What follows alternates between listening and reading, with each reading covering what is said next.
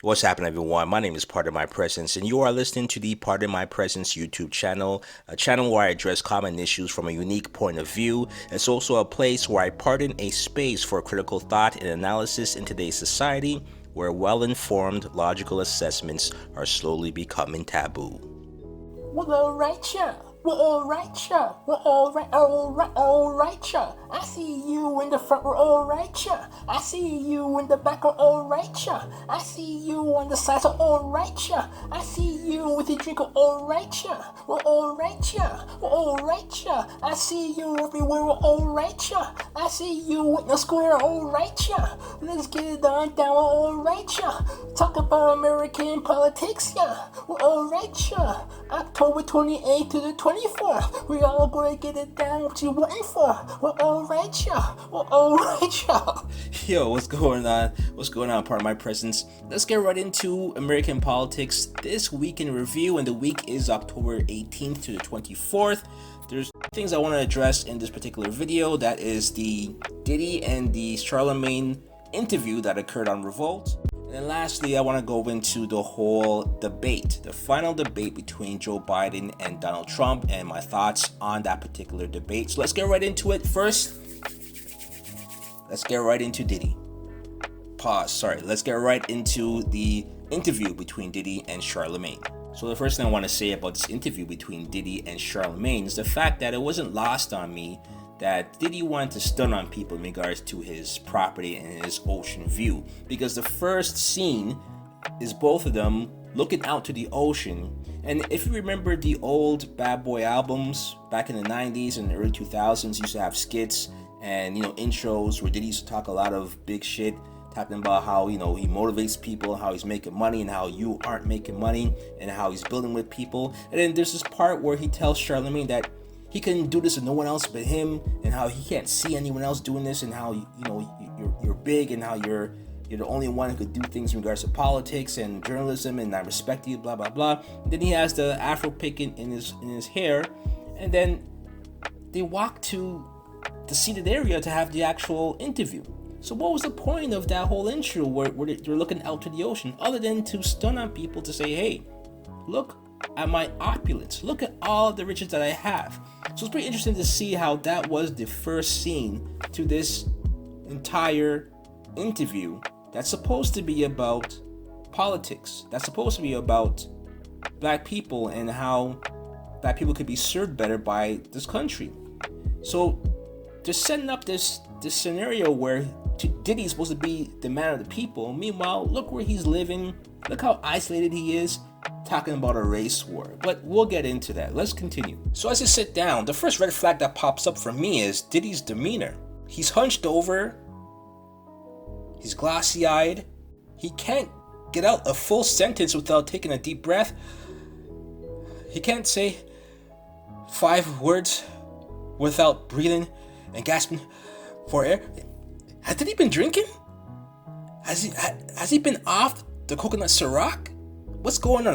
I don't understand this. I'm watching him, and then the words that he's using, he's slurring words, and then he's talking reckless about white men should be banished, and how there's going to be a race war if Trump gets reelected, and white people need to be afraid because black men or black people are not going to stand by anymore, and we're gonna have a race war. What's Diddy? Listen to me. With the platform that Diddy has,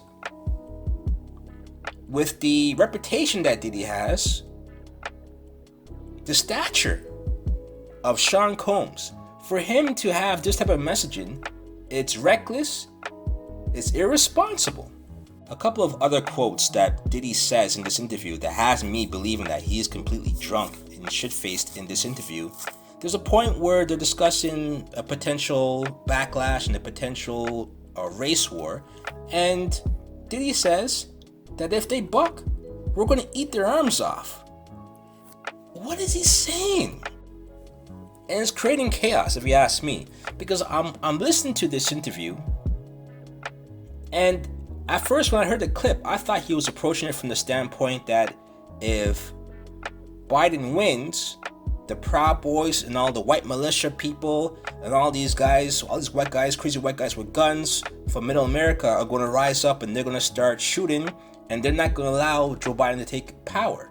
That's what I thought he was referring to when he's talking about the race war. But no, he's talking from the other side. He's talking from the point where if Trump gets elected, black people are going to get upset, and they're no longer going to stand by, and they're going to get all the guns that were flooded into the hoods, because black people have guns as well too, and we're going to start a race war. That is what he's saying, essentially. What are you promoting? Why is Puff using this language? Puff is a guy who's a party guy. He's rubbed shoulders with a whole bunch of white people in Hollywood, in the music industry. He's very connected, right? So for him to talk like this in this type of manner, did they edit this properly? Because when I see this and I see Diddy talking about a race war, and Charlemagne giving that face, you said something profound, Diddy. Well, I don't get it. And the funny thing about it, if there really was to be a race war, would we really know what side Diddy's on? Because while he's saying this to Charlemagne in some secluded area, not too long ago, he's pictured with a white Australian woman on the beach, gallivanting and doing all kind of foolishness with this white woman. So if there really was a race war, Diddy, what side are you really on here? Because we could go even further back from that white woman and look at your other women that you choose to be around with. It's usually non-black women. So in the event of a race war, where are you going to be, Diddy? Because I don't see you being in Harlem, because right now you're not even in Harlem. I don't see you being on the front lines. I see you being exactly where you are in this interview. Somewhere secluded, in a nice, rich area where there's nobody else around. But it's not to say that this whole interview was a write-off, because he does make some pretty good points. Okay, one of the things that he says that I completely agree with is that there's a point where Diddy mentions that black people need to take control of their own destiny and not put their well-being into the hands of someone else who's essentially outside the community, which Joe Biden and Trump are.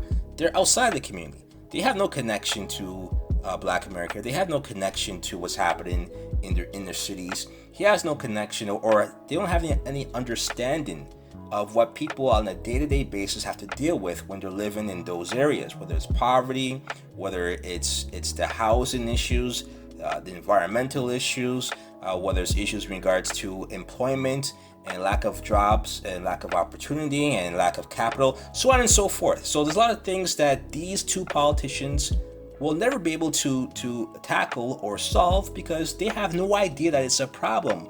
So halfway through the interview, you start to realize what this is all about and why Diddy is coming with this type of rhetoric. And it's because he's promoting his newly established Black Party, a political party, right, called Our Black Party. And then there's a website that he promotes as well too, which is called www.ourblackparty.org. Now, here's the thing about this. If there is going to be a quote-unquote black party that's supposed to represent black people and have black people's interests in mind in America, I'm all for that. I think that's a great idea. I think that's something that everyone could get behind. But here's the interesting thing. There are also other black people who have similar movements going as well too. You have Ice Cube and his people that are working with him in his platform, the Contract with Black America. You have Kanye West, whether you hate him or love him, he also has, because remember, he sparked this whole idea as far as having a third party, a party that represents someone other than just Democrats and Republicans. So all of this sparks from Kanye West. And this is why I never fault Kanye, because as much as people hate him and as much as people think he's an idiot, sometimes idiots give you a new way of thinking about things. The one thing Kanye West did is make people realize that you can have a alternative option. How crazy as it sounds as far as a birthday party, whatever he calls his party, but the fact that you can actually create your own party, whether you believe you have the correct political connections to do so, the fact that it can be done, and they're seeing Kanye West do it. Now he's faltering in certain aspects, but he is creating that seed in other people's brain to say, hey, it can be done. So it starts from Kanye and what he's doing. So my whole thing about this is that you have Ice Cube in his platform, you have Kanye in his platform, you have Diddy in his platform. We can't have all these splinter cells working separately. We all have to come together. And the thing about it is that Diddy said himself that he didn't get to see, black men talk and have conversations, and he wants to see that, and that's why he's talking with Charlemagne. Sean, why don't you talk to Ice Cube? Why don't you talk to Kanye West? How about we get all of these people together and have a sit down and let's discuss things? Because at the end of the day, everyone has the same thing in common, and that's black people's interests. And I'll be honest with you, one of the things that I like to see and that I wish that they would do more, because again, you have these black people who have large platforms, but they're celebrities. They're athletes. They're not intellectuals, not scholars. I like, instead of the whole ego as far as this is what I'm doing, this is what I've managed to do, this is what I'm accomplishing. How about this? How about this is what we can accomplish? This is who I want to bring in. Use your platform not just to promote yourself, but use your platform to promote others. Intellectuals, scholars, people who have some type of political experience in this atmosphere, and let's bring them all in, as long as they have black people's interest in mind, and that is the main focus. And I think if they did that, you'd see more people coming on board, providing their ideas and their solutions, and we could create something that will actually be beneficial. I wouldn't mind seeing people like Candace Owens, Killer Mike, Dr. Claude Anderson, Dr. Thomas Sowell. I wouldn't mind those four coming together and discussing politics and black interests and what could be done for black upliftment and black empowerment and build black wealth and so on and so forth. Why? Because they all come from different backgrounds, different education levels, different experiences, different political ideologies, but they all say, at least again, what they say is that they all are for black empowerment and have black interests at heart. So if that's the case, then why can't we all come together? Because we all agree that we're not a monolith. So if we're not a monolith, then that means in order for us to be considered the black party and have black people's interests in mind, then we must be able to appeal and include all types of black people. So I'd like to see a platform where Candace Owens, Killer Mike, Dr. Claude Anderson, Dr. Thomas Sowell all come together and actually build. So let's go on to the last subject, which is the presidential debate between Joe Biden and President Trump.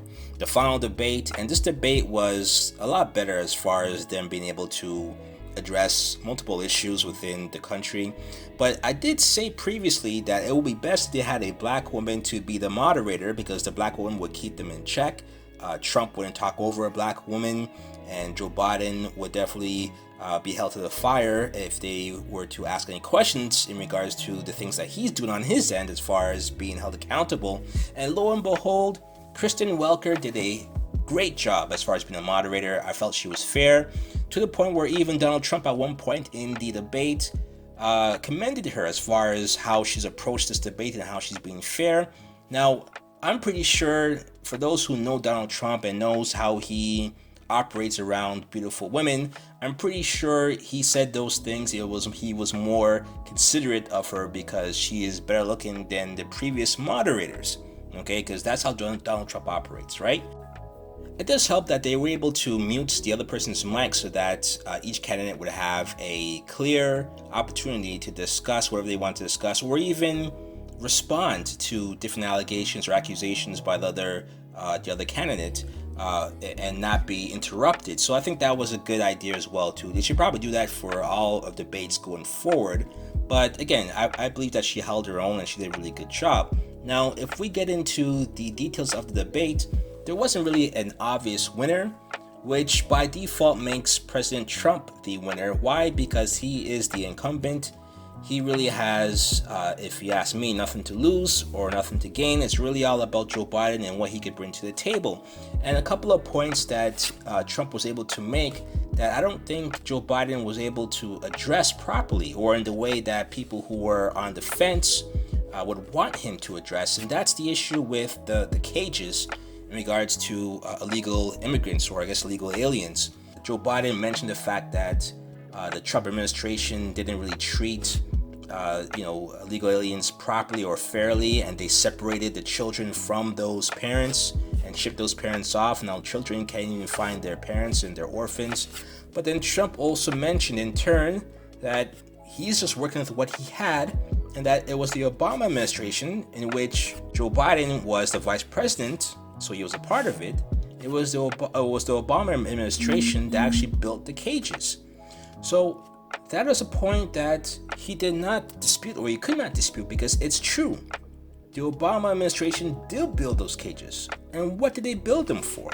So again, what I take from all this, anything, Trump did mention a few things about him not being a politician and Joe Biden being a politician and giving politician type answers or statements or retorts. And all that is true as well too. So again, if you're a Trump fan or if you're a Joe Biden fan, I don't think you were swayed either way. But for the people who were on the fence, I felt that there was more information that was given as far as things or reasons not to vote for Biden than things not to vote for Trump that you may have learned in that particular debate. Because we all know about Trump and all of his faults and all the things that he's done. Nothing shocks us, because the news networks, they've been pretty much blasting everything that Trump has done wrong for the past 4 years. But what a lot of people didn't know or weren't aware of is, as far as the comments that Joe Biden has made in regards to black people, calling them predators when it came to abolishing segregation. So whenever those things come out, because the Democrats always try to posture as they're the party for minorities, they're the party for black people. But when you listen to the actual things that Joe Biden has said in the past, and a lot of the actions that he's taken as far as the 95 or 94 crime bill, you start to realize that, hey, it might not be as they make it seem. The last thing I'll point out, and this is to me probably one major point in the debates that no one's really talking about, but that I found very critical, is when Donald Trump is talking about all the things that he's done for Black Americans and how him getting prison reform to get passed, and him making sure that there was funding for the HBCUs, and him saying that there was a lot of pushback on those initiatives and how he had to twist a lot of arms to get that passed. And he was asking Joe Biden if he would be able to actually get people on his side to get those things passed the way how he was able to do. And it's interesting because pretty much what he said is that the politicians that are in Congress, the politicians that are in the House or the Senate, really don't want to see black people thrive, really aren't looking for or looking out for the best interests of black people to make sure that they're able to have access to capital, access to education, proper health care, to make sure that they rebuild black communities and black families.